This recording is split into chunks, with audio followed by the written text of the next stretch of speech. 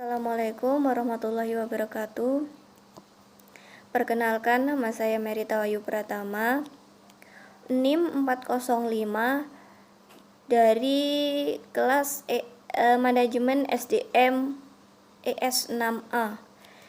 Di sini saya ingin memaparkan mengenai isi poster saya yang berjudul mengenai manajemen karir dan mengelola retensi keterlibatan karyawan beserta contohnya dalam perusahaan.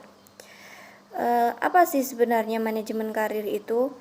Manajemen karir merupakan proses dalam mengelola dan merencanakan kegiatan bagi seorang karyawan atau lebih untuk meningkatkan atau memahami perkembangan suatu karir yang lebih baik lagi. Seperti halnya tahapan kegiatan perencanaan karir, pengembangan karirnya, konseling karirnya, maupun dalam pengambilan keputusan pada karir. Untuk mengelola perputaran sukarela, harus mengidentifikasikan dari penyebab dan kemudian menanganinya. Untuk mengidentifikasikannya, mengapa karyawan keluar secara sukarela tidak mudah. Seperti halnya strategi retensi yang mengurangi perputaran sukarela itu dengan menerapkan praktek manajemen bakat seperti perekrutan, seleksi, pelatihan maupun kompensasi. Selain itu, perputaran yang baik sukarela maupun paksaan berawal dari keputusan seleksi yang baik juga. Selanjutnya dengan menggunakan pendekatan komprehensif untuk mempertahankan karyawan dengan mengidentifikasi masalah, kompensasi, seleksi, pertumbuhan profesional, mempromosikan keseimbangan pekerja, menggunakan praktek sistem kinerja yang tinggi maupun media sosial dan sumber daya manusianya. Untuk selanjutnya itu mengenai peran dari karyawan dalam manajemen karir. Itu menyesuaikan kekuatan dan kelemahan dari individu tersebut dengan kesempatan maupun ancaman pekerjaan. Contohnya dari perencanaan karir, jika seorang dengan orientasi sosial yang kuat mungkin akan tertarik dengan karir yang dibutuhkan di aktivitas internasional, seperti halnya kerja sosial. Untuk selanjutnya itu mengenai dalam pengembangan karir. Pengembangan karir pun mempunyai proses untuk meningkatkan kemampuan kinerja per individu yang akan dicapai dalam rangkaian maupun mencapai karir yang diinginkan. Dalam manajemen karir itu mempunyai tujuan untuk menyesuaikan kebutuhannya maupun tujuan karyawan dengan kesempatan karir yang sudah tersedia. Untuk selanjutnya itu ada beberapa faktor yang harus dipertimbangkan bagi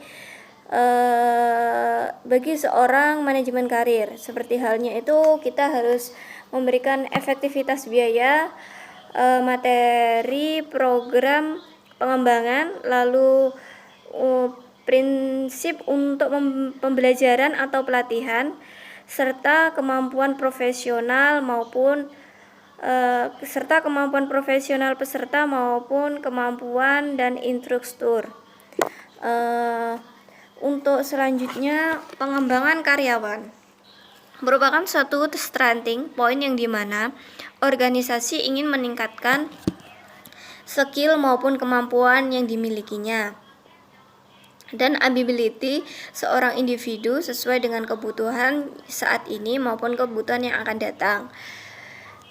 Dalam penilaian kinerja karyawan yang mengevaluasi presentasi karyawan sekarang untuk dibandingkan dengan standar presentasi seperti menetapkan standar kerja kemampuan membandingkan prestasi yang standar.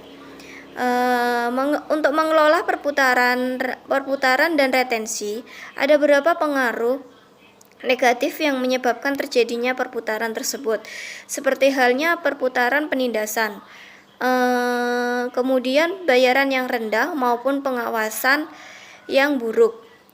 Dalam perputaran sendiri, secara menjolak antar industri mengelola keterlibatan karyawan, maka sangat penting baik perilaku karyawan maupun kinerja organisasi yang mencerminkan karyawan tersebut. Ada beberapa tindakan yang menumbuhkan keterlibatan dari karyawan, seperti halnya kita harus memahami bagaimana departemen mereka berkontribusi pada kesuksesan perusahaan maupun melibatkan bagaimana usaha mereka sendiri berkontribusi untuk mencapai sasarannya. Contohnya itu saya ambil contoh dan implementasinya itu seperti pada perusahaan departemen HR yang mempunyai hak untuk menyusul adanya program yang berhubungan dengan job maupun job yang memungkinkan seorang karyawan dari departemen untuk mendapatkan pelatihan dalam melakukan pekerjaan yang akan ditugaskannya. Atau bisa juga dengan membuat program untuk peningkatan skill atau kemampuan dari karyawan tersebut dalam peningkatan profit serta karir si pegawai dari hari ke harinya. Mungkin itu sekian dari pemaparan saya mengenai manajemen karir. Ada kurang lebihnya saya mohon maaf. Wassalamualaikum warahmatullahi wabarakatuh.